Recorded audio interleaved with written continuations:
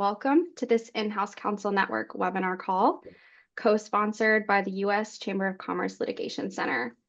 Today, October 9th, 2025, we are delighted to host Everyone v. AI, Navigating the New Regulatory and Legal Battleground.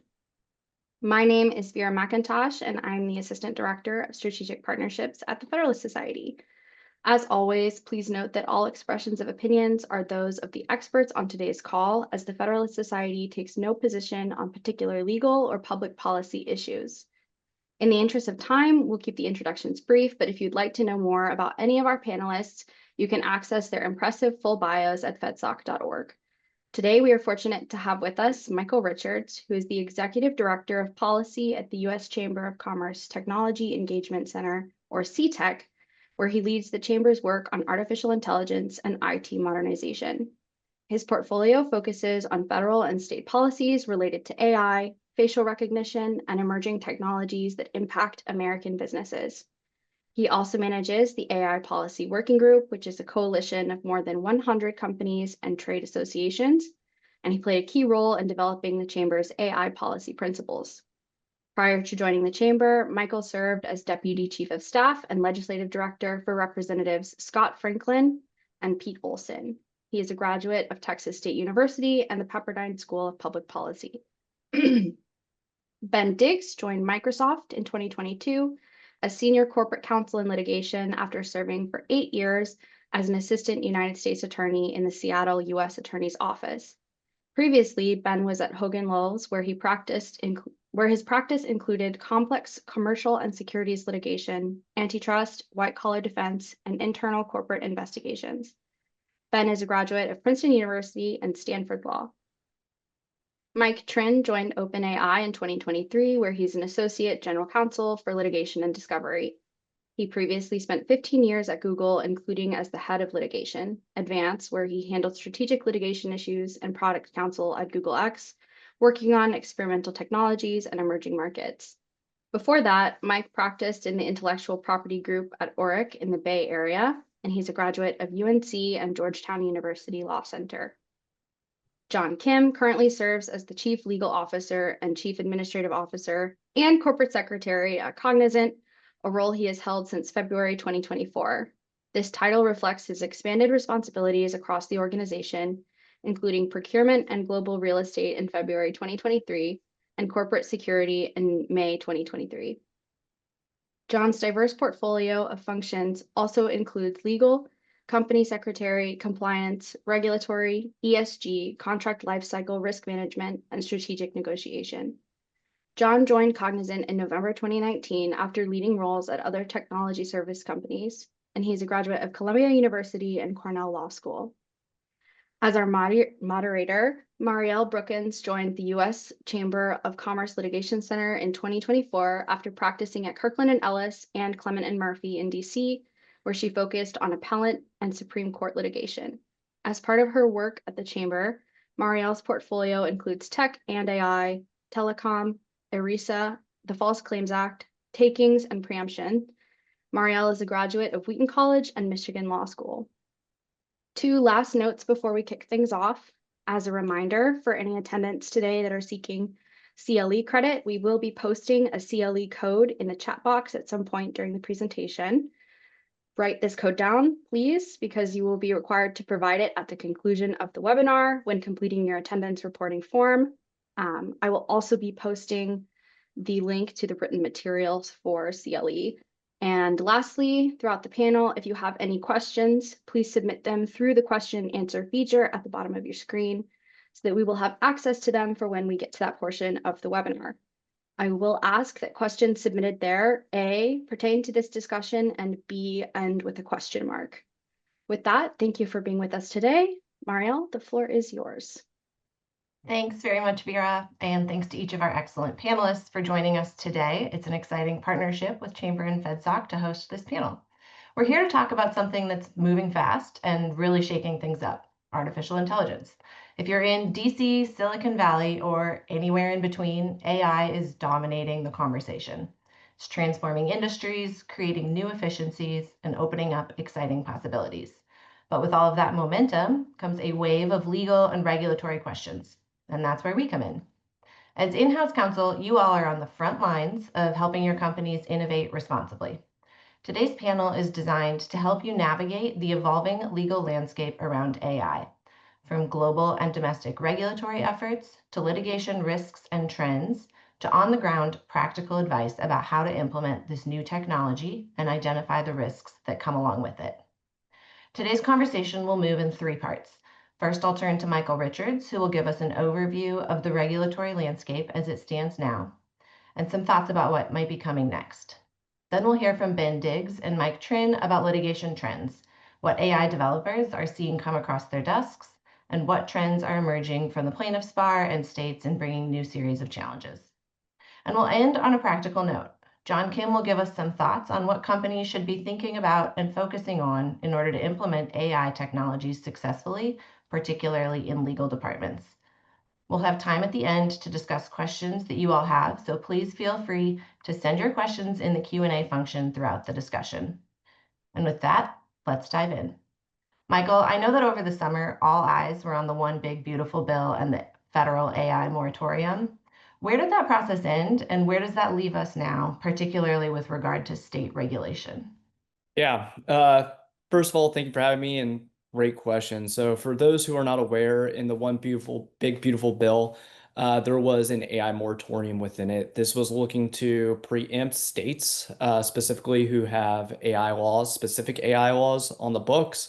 Laws of general applicability would have been not within the scope of this bill or within the legislation, but really looking at specific AI policy that had been passed in the states, which became problematic as a patchwork is emerging at the state level. It's important to note that the House and Senate's efforts around this differed. First, the House was a much more broader preemption and moratorium than the Senate had. The Senate's moratorium was tied to BEAD funding, which is broadband development funding through NTIA. That being said, I think you are correct about uh, asking where this is going. For those who do not know, that the moratorium, which was in the ending Senate or was in the bill up and through the Senate, did not get through what is called the vote-a-rama, which is the opportunity for things to change within the bill on the Senate side. The moratorium was pulled 99-1. This isn't because 99 of the senators disagreed with the policy, but more importantly, that Senator Cruz, who was the leading voice within the Senate side, determined that it was best for him to pull it and leave this for an opportunity for another day, understanding political headwinds and current realities around the discussion. So where does that lead us? Right now, because there is no moratorium, states are continuing to act, and we should be very, very paying close attention to what is next. For those who are not aware, the state legislative session is not over by any means. There are many AI bills that are still live and active right now on the state side that we at the chamber are paying very, very close attention to. Yeah, so as we think more about what is happening in the states and where we see a lot of that movement coming, what types of laws and regulations are we seeing come out? And let's maybe start with a couple of the top buckets and then move to what we think will be coming down the pipeline. It's a great question. So first and foremost, before about 2022, 2023, state action on the artificial intelligence side was there wasn't much happening. It was very harm specific, really not much there. Really with the outset of kind of ChatGPT and generative AI and kind of AI becoming into our day-to-day lives and discussions, AI has become very prominent within the state and specifically state legislatures. So some of the most bills that we've been monitoring and kind of the themes around them, first and foremost, we call them frontier model bills. So this would be most notably bills like SB 1047 in California last year, but also SB 53, which actually passed and was just signed into law in California. And then New York, which is has a bill such as this called the RAISE Act, which is currently would potentially be called by the governor. It did pass the legislature there. These bills are looking to regulate the frontier models. Within it, they have a threshold usually, which is using the floating operations points, so flops for those, so compute. And most of them are kind of in the area of 10 to the 26. Majority of these also have thresholds related to the amount of money that it costs to actually train the model. So, for example, SB 53 has a $500 million, I believe it's $500 million threshold there on the company size. So these are the frontier model bills that we're seeing starting to percolate through the state. That's one side of those, the bills we're seeing. The other ones are kind of the anti-discrimination bills that we've seen. So these kind of bills started percolating really in 2023. The first one was actually a bill that we actually saw in DC. For those who are in the DC area, it was called Stopping Dangerous Algorithms Act. It was actually led by AG Rison here in DC, the former AG within DC. But we've also seen these bills kind of take new forms and shapes. Most notably would be Colorado. So Colorado, for those who don't know, in 2024 did pass the first comprehensive artificial intelligence law. It's called the Colorado Consumer Protection Artificial Intelligence Law, SB 205. This law is set to go into effect now after being kicked multiple times in the end of June of 2025 or 2026. But it's really looking at the purposes indicating discrimination with the use of the models. Now, there are problems there with that kind of effort because usually for discrimination, you have to show intent. That is no longer the case within these bills. This bill would also start a new negligence standard when it comes to artificial intelligence and specific policy or in specific use. This bill is comprehensive for us as we say it because it really does regulate every sector. When you look down at what it's trying to do, because it touches employment, it touches education, it touches financial services, really all the areas in which businesses and the business community is operating artificial intelligence at this time. So something that we're very much paying close attention to. I think also notably at the state side, we're seeing a lot of other models starting to percolate as well. They might not fit directly within those categories, but there are specific ways in which they're trying to address harms. Most notably, we've seen things like requirements to go to the Attorney General's office within a state for sign off for use of high-risk artificial intelligence and other models such as that. Are you seeing a difference in the regulation coming out of red versus blue states right now, both in speed or substance? So yes and no. Funny enough, that Colorado bill has percolated into other red states. Most notably, we saw this in Nebraska this year. The bill did get a hearing. It did not move forward. We've also seen states like Oklahoma, where obviously it is more of a red state, where efforts have been pushed that seem to be even more broader than what we've seen within some of the blue states. There was a bill filed there that would actually replicate very much portions of the EUAI Act. But we have seen areas in which red versus blue, where the states have actually passed something, them differing quite a bit. Most notably be Utah, which passed a bill about 2 years ago, and their kind of premise around it would be sandboxing and the use of sandboxes for kind of governance reasons and using that to work with the state. And then also Texas, which passed the Texas Responsible AI Governance Act. This bill, while initially filed, did mimic Colorado quite a bit after multiple rewrites of that legislation and new bill numbers. That bill looks completely different than how it started. And really looking at manipulation of behavior, to be completely honest, and really governance of the state's use of the technology at the end of the day for that end. The blue states have definitely taken more of an aggressive approach. And that being specifically bills like the Colorado bill that I already mentioned, as well as what we saw in California be SB 53 on the frontier side, as well as New York. You mentioned the EU AI Act. Can you give us just a little bit of background on how long that's been in place and what kind of requirements that sets out? Yeah, so for those who have not been following this as long, the EU I'm probably in a well place to say this, likes to regulate very quickly when it comes to technology specifically. There's been multiple reports on this, including the Italian Prime Minister's report, the Dragos report, that highlights this directly in their concerns. That being said, in 2024, the EU went forward with passing what was called the EU AI Act. Most notably here, it actually regulates artificial intelligence in different ways. We have what is called prohibited use of artificial intelligence. So this would be uses of technology or use of the technology that would be right out prohibited within the European Union. You have what is called high risk use of artificial intelligence, which puts a threshold under that. Now, as far as what exactly falls within that scope is sometimes debated, as definitions really matter around this. You have another standard underneath that, which is more minimal side of this, and a low risk side of how it's looking to regulate artificial intelligence. Now, when it passed in 2024, there was a rolling basis of things that had to come out of the EU, and specifically regarding the governance around it and how to implement. That is ongoing. But simultaneously, obviously, there are different parts of this that have already gone into effect, most notably earlier this year. So I know not a lot of states are looking to import much of that into their own regulations, but not to be outdone, I know that we also have some municipalities that are jumping into the mix. What are some of the front runners in municipal regulation on this? So funny enough, actually, the municipalities actually jumped in it before even some of the states did. So most notably here would be New York City, which passed Local Law 144 about in right right at the end of Christmas time in 2022, while all the lobbyists were probably not paying that close attention. That being said, that legislation and that law, which is in effect, regulates the use of artificial intelligence for or for promoting people within a company as well as hiring, and requirements regarding that to actually file directly with the city government. This is something that we've seen continuing to take place throughout the United States, where local municipalities are diving into this issue.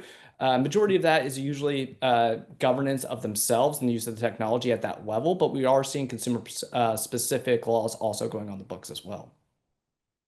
Okay, so I'll leave with one maybe more open-ended question for you. Now that we've got kind of the litigation, global, national, state, municipal overview, if businesses were to be really concerned about one of these, like which one of these areas and regulations should be keeping them up at night? I think it's going to be the comprehensive models in the States. I'll be completely honest with you. For us, at the chamber, obviously, one of the things I like to highlight is even the EU decided not to let each state develop their own policy around this. They obviously had the EU AI Act and now are implementing this at the state side. Obviously, that's going to have those variations. But what we're seeing here domestically within the United States is every state having their own approach. And these are not, be it definitions that do not actually work with each other, to actually what's in the scope, how to address it, be it, on the governor side. This is really going to create a large patchwork of 50 state laws that are not going to be able to work with each other. This is something that, for those who are paying attention to this, we're seeing this build out throughout the United States at this point in time. And at this point in time, we're counting upwards of 12 specific models on the comprehensive side. So this is something that I continue to remind business and the business community about, that these are bills that we need to be paying very, very close attention to, because they're going to regulate all aspects of AI. And some of these other bills that we are seeing are much more targeted, tailored, and only going to affect a few. But these comprehensive bills are something that people need to be paying attention to. Thanks, Michael. Yep. Okay, so I know we'll be watching the states, and it sounds like we can be expecting a patchwork, although no one's ever excited about that. And I think we can also expect state regulations across the political spectrum. I expect we'll see the same broad-ranging interest on the litigation side as well. And I'd like to turn our conversation now to the courts. Ben, I'll kick it over to you first. What are some of the most active litigation areas that you're seeing emerge around AI, and where do you think plaintiffs' lawyers might be headed next? Come off mute. I think it's a nice transition from what Michael's saying about developing regulations, because in addition to working on developing new laws and regulations, regulators in the states and the plaintiffs' attorneys who follow them are focusing on how existing laws apply to new AI technologies. And various attorneys generals have issued guidance on the risks in the consumer protection sphere for things like deepfakes or companies that misrepresent their AI capabilities, and how that can give rise to either consumer protection or securities litigation. Among other things, the California Attorney General's issued guidance specifically noting that CIPA, or the California Invasion of Privacy Act, can apply to AI training data and inputs and outputs. So I think where there's that kind of regulatory focus, litigation is going to follow. And as far as the trends and what's on the horizon, it's funny, when we were talking before this, Mike noted that if you'd asked a couple of years ago, we would have thought that defamation from generative AI was going to be, this real hotbed and after the a handful of cases filed early on there in 2023, we really haven't seen the profusion of cases in that space that we thought we might. But rather than cases about what AI is saying about people, there are plenty of cases about what companies say about their AI. And so one area I've been watching is consumer protection and kind of more specifically within that privacy space. Because that's an area where, Michael talked about the patchwork that's coming down the pike. That's an area where there's an existing patchwork already of state laws and AG priorities that creates a lot of risks for companies. And the plaintiffs' bar has already shown itself very willing to repurpose, pre-digital age laws and apply them to new technologies. So, as far as kind of more general consumer protection, I mentioned, misrepresenting AI capabilities is an area where we've seen litigation both under like the California's UCL as well as securities litigation, kind of taking existing securities fraud or securities misrepresentation laws and applying them to things companies saying about their AI capabilities, whether it's representing capabilities that they don't have or kind of recasting things that humans are doing or things that aren't really relying on AI technology as AI specific. That's an area where there has been and we expect to see continued litigation. So you mentioned privacy being a huge area, and I Yeah. know that a lot of that is legacy, like causes of action, BIPA, SIPA being applied to a new technology. How are some of the developers navigating and like thinking about the AI intersection with consumer data and some of those evolving privacy laws? Yeah, I mean, I think it's going to be a continued area of focus. It's a huge area of focus for the plaintiffs' bar, and so consequently, it's a big area of focus for developers. I assume many here in attendance are very familiar with the kind of explosion of cases alleging the various technology tools, including many that are ubiquitous across the internet, violate federal and state wiretap laws, as well as common law privacy torts. And it's kind of funny. Before I was at Microsoft, as the introduction mentioned, I was a federal prosecutor, and I was actually involved in prosecuting wiretap cases and writing wiretap applications. And so when I got here and I inherited some wiretap cases as part of my docket, I was like the Wiretap Act, like the one that's, and so it's just a good example of the way that laws and regulations that were meant for a very different purpose have been kind of appropriated to deal with new technologies. And I think as AI just becomes more ubiquitous in terms of gathering data, I mean the initial focus, or at least that we're seeing, is on the kind of ad analytics tools and technologies supporting advertising. That's been a hotbed for the plaintiffs' bar. But as companies incorporate more and more AI tools for gathering data and using that data, it's just going to expand the surface area, I think, for the plaintiffs' bar to aim at. And you ask what developers can do. I think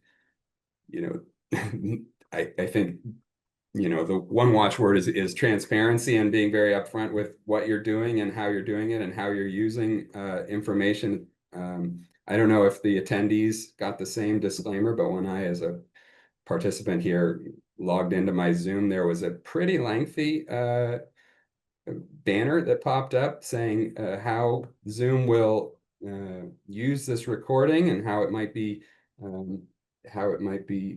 accessed and who might access it, and how whether it was going to be used to train a model or not. And so I think, companies are certainly trying to find where the where the third rail is, I guess, in terms of those kinds of disclosures and disclaimers, and just trying to be as transparent as possible to protect themselves.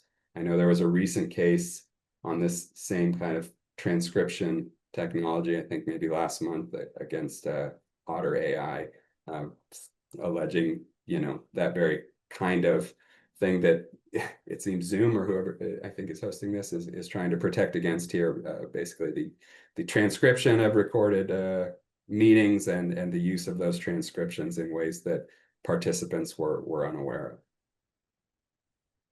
Yeah, I noticed that as well. And, just a great example of how this really is such a new frontier, where businesses are working really hard to stay ahead of what challenges might be in the pipeline before they even know the challenges are out there. And I think transparency is a really important thing for businesses to keep front of mind as they consider ways to use the tools while minimizing their risk and exposure.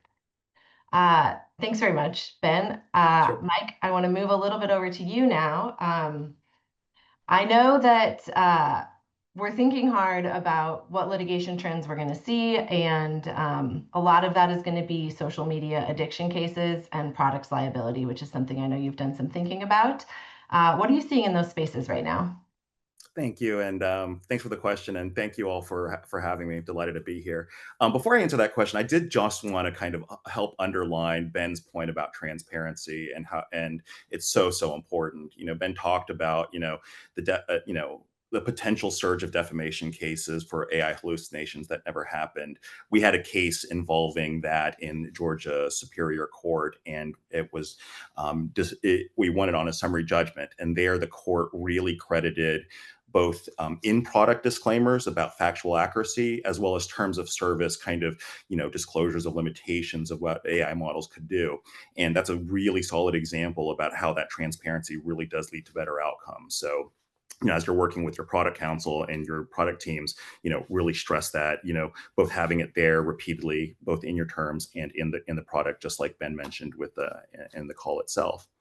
As to the social media addiction cases and products liability, I talked about defamation. That was the past. This is probably, the future, at least in the immediate surge. And I think this reflects a growing trend across the regulatory stuff that Michael's talking about, AI safety. There's a lot of op-eds and talking points and, about the potential harms of AI safety. And some of them have been pretty far off, pretty big and far out there. You're seeing a trend to kind of both in regulatory and litigation trends to focus on more kind of, immediate expressions of that potential harm. And that's these products liability cases and social media addiction cases kind of represent that. In social media addiction cases, these predate the current generation of generative AI, ChatGPT, as we know it, right? These cases have been around for a while. And, these cases generally allege, the intersection of, teen addiction, usage of social media apps, with allegations that certain design features, be it parental controls, age verification, things like that, were present or not present. Those have been MDL'd in the Northern District of California, and these cast a very even though they predate generative AI, they really kind of are they represent kind of a good data point for what the laws as applied to AI might be when it comes to these products liability cases. The court there, declined to dismiss these cases on some of the the traditional internet platform defenses, like Section 230 of the Content Decency Act, and also kind of so cast doubt on its applicability there.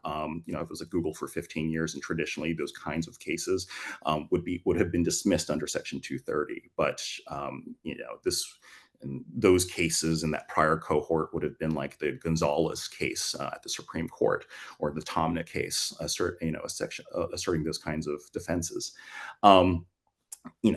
so we'll see as those cases proceed, into expert discovery and into bellwethers, whatnot, how Section 230 applies.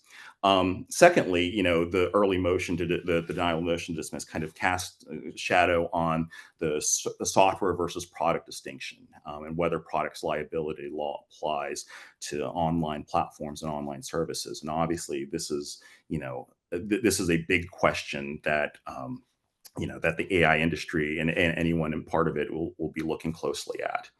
I will also just note, I mean, from a technologist, I've been in the industry forever, and even though these platforms are social media platforms, just like everything else, they are gaining AI features by the day. So TikTok, Instagram, whatnot, that too will kind of, as these cases proceed, how just the technology convergence, plus the legal convergence will make some really interesting watching.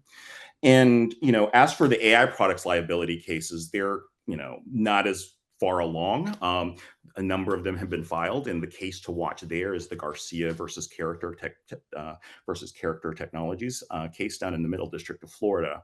This is a case brought by the mother of a 14-year-old user of Character AI, which is a chatbot service that specializes in creating kind of like fictional characters to interact with. And in a very tragic set of facts, the 14-year-old user committed suicide after allegations that he interacted very, very closely with Character AI chatbot.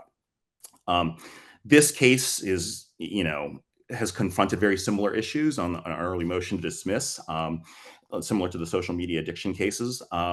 And there, the district court, rejected kind of First Amendment protections as a grounds for an early motions to dismiss, and also kind of similarly,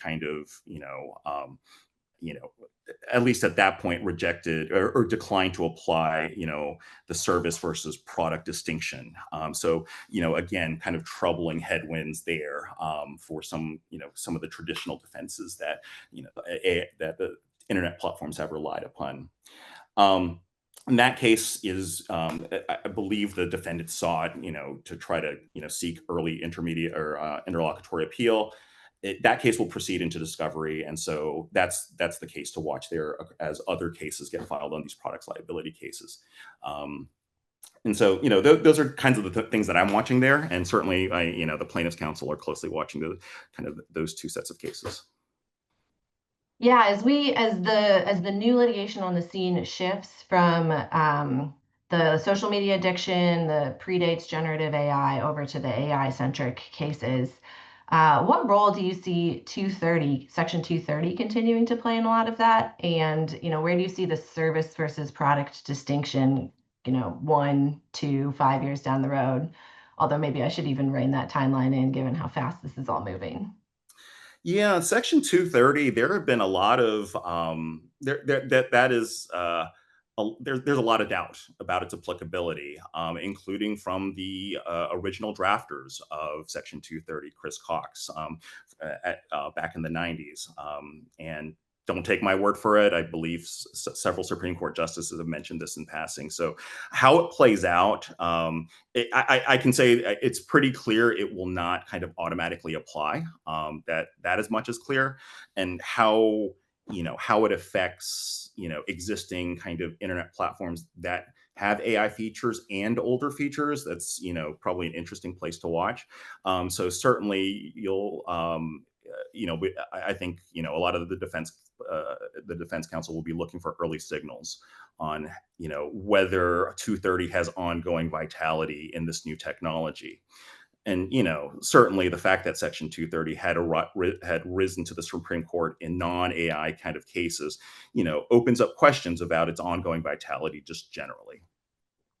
Now, as for the product versus software distinction, the two cases that we have, the two decisions that we have from federal courts, cast real doubt on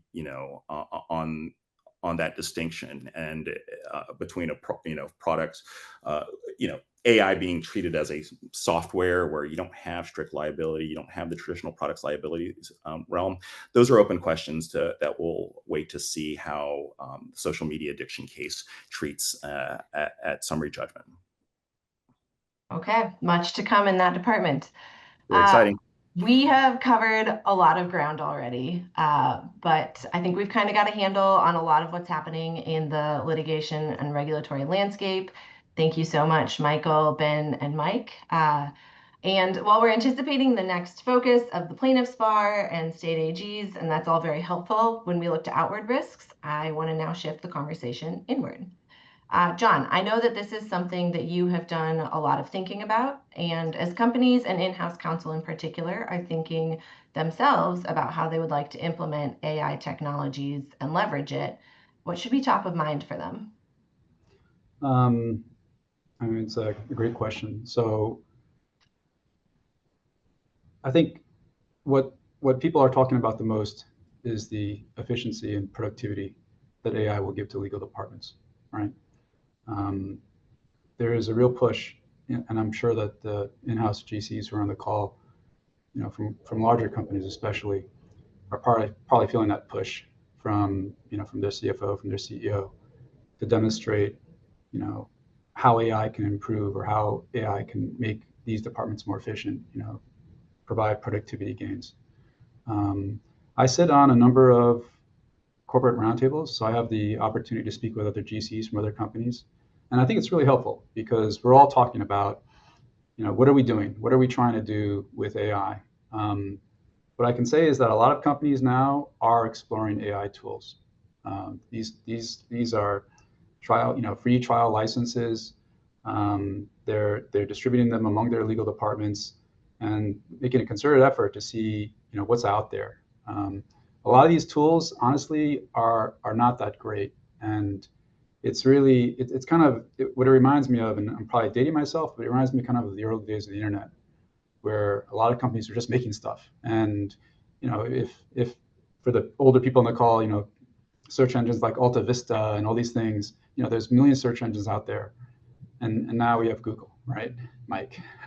And so we're seeing a similar trend in AI, where there's just lots and lots of legal assistant tools that are out there. And I think, my department right now, we're running 3 trials simultaneously of what we consider to be kind of the leaders, to see what the value is. That's step 1. Step 2 is for the larger companies.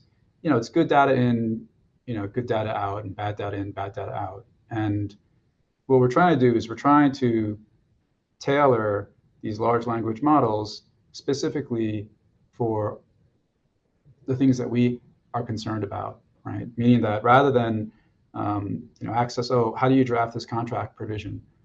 The more interesting question is, how does this contract provision from a client comport with our contracting standards? We have every company has a playbook in terms of how they contract, right? That's the kind of stuff that we're more interested in. Not like how do you draft a limitation of liability provision, but you get a limitation of liability provision. How should this be revised so that this is basically consistent with our contracting standards?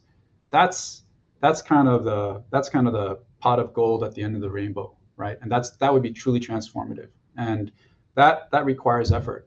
The AI platforms that exist today are much more generalized than that. They're for a much wider audience, and the lift really is marrying the data that you have with these tools so that you can have tailored results for your enterprise. That's what a lot of the companies are thinking about right now. So in taking the first steps to implement some of that technology, do you think that there's an advantage for companies who are jumping in right now when the landscape is still so unsettled as to what the reliant technologies are going to be? I think you just mentioned that you all are using 3 concurrently, which in some ways is a lot to upkeep. Yeah, no, that's a great question, and we kind of we struggle with that ourselves. Why don't we just wait to see where the chips fall, and then we'll be kind of a late adopter and just choose the winner. Part of it's an education for ourselves, right? For our organization. Cognizant went through a vibe coding event where we basically, we won the Guinness Book of World Records for the most vibe coders for a simultaneous event. We're trying to push our own people to be more creative, to be more intellectually curious regarding AI. It's not easy to do, especially for lawyers, right? We're pretty conservative folk, and you know, adopting new technologies is not something that you traditionally associate with lawyers. But it's something that we're pushing really hard because, I think, and I heard this at a conference, AI won't replace lawyers, but, in 5 years or whatever the timeline is, AI will replace the lawyers who don't use AI. That's kind of the general consensus out there. And understanding the tool, understanding how to customize it, understanding how to make it tailored for your business is really going to be a differentiator among companies, right, and among the departments within companies. And I think legal is no exception to that rule. The lawyers are certainly a risk-averse bunch. I think you're right to just acknowledge that at the outset, and I'm sure that we've all seen the headlines about AI hallucinations in court briefings or other places where they absolutely should not be.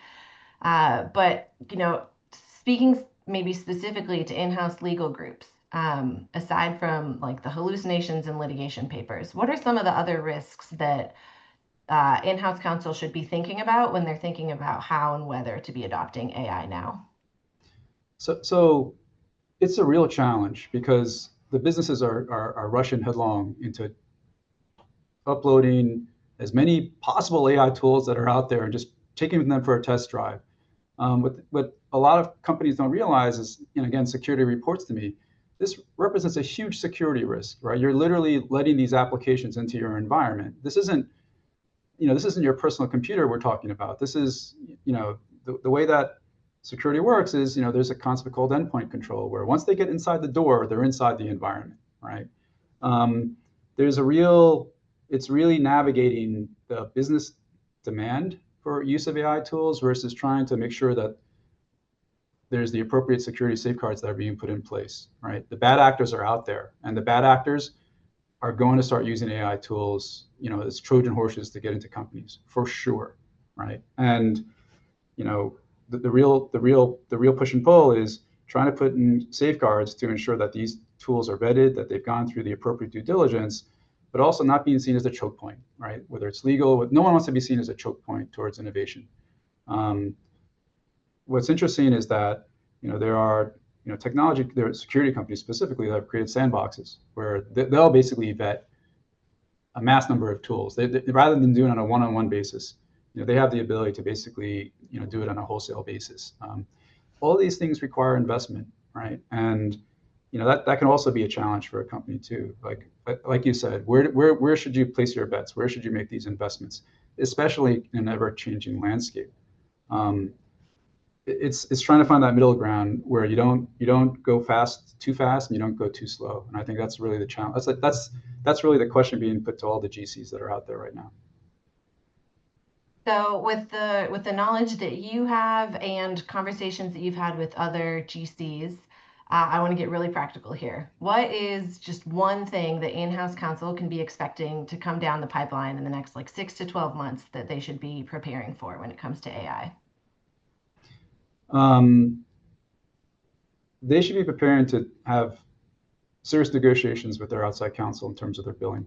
That's something that's come up, right? McKinsey, PwC, the large consulting firms, they've all basically have said that they expect in the near future significant productivity gains by service organizations. Service organizations like Cognizant, but law firms are service organizations as well. And the real question is, negotiating that productivity with these law firms. If you work for a law firm, you're going to have to demonstrate productivity to your clients. Full stop. It's going to be it's going to be one of those things where I think companies as clients are going to say, they're going to feel a certain amount of, was it FOMO? I guess is the expression my kids use, right? Am I getting a big enough discount right now? That's going to be a question that people are going to be asking. It's going to happen. Okay, well, we at the Chamber are always excited to hear about productivity gains. And so as much as attorneys may feel a little uncomfortable with the fee discussions, productivity across the board is something that we can all appreciate. Right, and it should incentivize law firms to be looking at how they do their business and recognizing that this ask is coming, They have to be actually looking at how they do business and figuring out how can we improve productivity in everything that we do, because it's coming. Yes, and I'm sure no shortage of time will be spent on that and the kind of combination question that goes with it of how to also protect data and maintain necessary safeguards. That's right. Okay, thank you all so much. I want to make sure that we leave time for questions. We have quite a few that have come in, and I actually am going to start us off with a really general one that I'll open up to any of you who would like to jump in. Are there different definitions of AI, and kind of who's setting those, who decides, and are they in any way static, or do we have to constantly be anticipating that the definition will be tweaked? I'm happy to jump in on that one. There are many different definitions of artificial intelligence. So if you're looking at federal, here, the most notable one is the John McCain definition of artificial intelligence. This came in the National Defense Authorization Act, the John McCain. That since then, we've seen a lot of other ones federally as well. So it's not just artificial intelligence that's defined federally, it's also AI systems. We also have a NIST definition, which mimics OECD's definition of artificial intelligence. So federally, we have a lot of different definitions. Then going stateside, we have states who have different definitions on their books through rules and regulations. Most notably would be California through some of the different things that they have done through their Civil Rights Council out there, which did automated their automated decision systems definition out there is much broader than some of the other things that we're seeing using similar definitions throughout the state. So yes, there are a lot of different definitions out there. And is that often a heavily negotiated piece of the legislation or regulation? I mean, so usually that's where things start because that's where you're getting scope. And when you're talking to a bill sponsor, when you're talking to the person who is leading the legislation, trying to determine what the actual specific thing they're trying to regulate is, that's where usually it starts, is by asking how they're defining it and why they're defining it that way. If you look at some of the original definitions in some of the state bills, be it SB2 out in Connecticut, which was mimicking Colorado's bill, the SB 205 bill. The original definitions of these would have brought in things like Excel spreadsheets to the point where within those bills, they actually have exceptions now, which include Excel spreadsheets. Ben and Mike, I'm curious to get your take. Is that something that you're seeing come up in litigation, fights over whether or not the product even constitutes AI such that it would fall within the statute reg or whatever claim of action it is?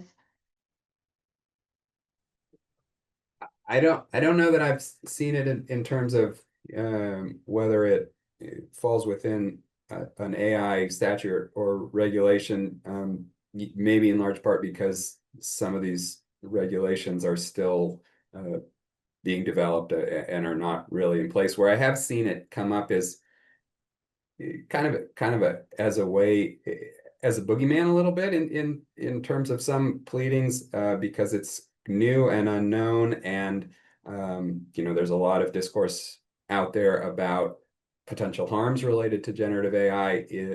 You see sometimes allegations that really involve the kinds of AI that have been around for years and years, kind of more algorithmic things that have nothing to do with generative AI, nothing to do with large language models, and kind of cast them under the specter of the coming AI dread as a way to kind of make them more catchy to the press, to eventually to juries who I think have some fear around this stuff. So I've seen plaintiffs kind of leverage the uncertainty around and the lack of any real definition to be able to bring anything in under AI that seems kind of new and scary and people aren't sure about. Michael, I'll come back to you with some of the next questions. What state do you think is going to be the most stringent on regulating AI? And do we have a true front runner yet for setting a national standard? I'm going to give two answers. So first, I think everyone needs to pay very, very close attention to California. Not because of a comprehensive bill, It's more just the number of bills that they'll pass. Last go around, I think there was 12 passed. I think this time around, I know the governor has been reviewing and signing quite a few this week. So there's just quite a bit of policy happening on that front. While simultaneously, we have things like CPPA who are doing their own process to things like I already mentioned, the Civil Rights Council out there on that front. So there's just a lot of regulation and rules all happening at the same time. Where the more comprehensive side, I think people want to pay more close attention to Colorado, specifically because that bill or that law is on the books and will go into effect, as I said, at the end of June in 2026. And one of the things to be most paying close attention to is that that law is continuing to be readdressed. So for those who don't know, the Colorado law, when it was signed into law by Jared Polis, and I would ask everyone to go look at his signing statement because it doesn't read as a signing statement. It reads as a veto statement. He had real concerns regarding the law that he signed and almost immediate requests for the bill sponsor as well as the attorney general to go back and fix the law. This has now been seen twice in an effort to actually fix the law.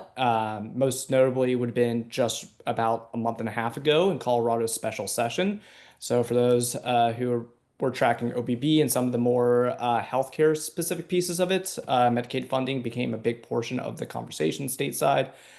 Because of that, Colorado had to call a special session back into place about that and to ensure that their Medicaid funding had necessary funds there to address. But one of the things that the governor did put on there was addressing the AI bill.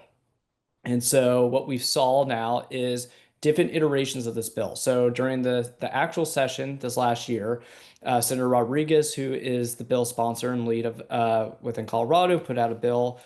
There was SB 318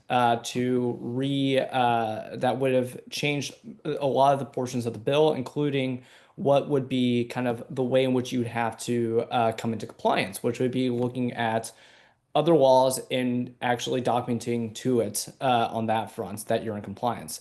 But then we saw another angle around this in the most recent special session, which the law would now not be looking at really other laws, but giving consumers the ability to have data. One that they some of it would be duplicative of their data privacy law within the state, but also things like inferences of the artificial intelligence system for that end of it. So we're seeing an ongoing process here in Colorado to see if they can find something that will hit kind of that standard or would work. It has not been seen yet, it looks like.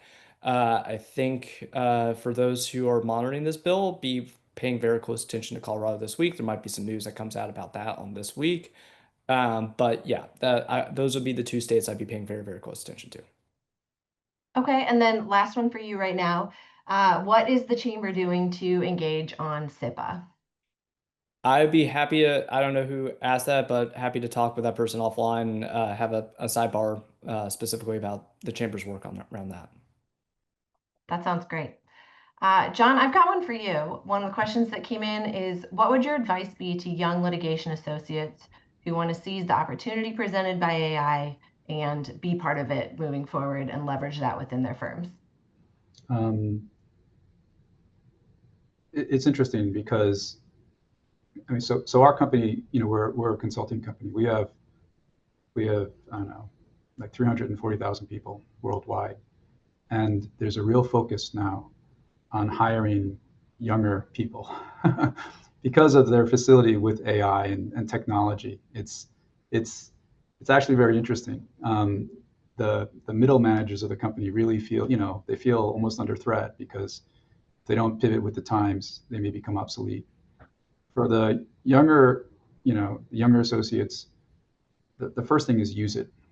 And if your company's not using it, you know, stand up and say, I'll spearhead the effort to explore the use of AI in our company. Like, you know, set yourself apart in that regard.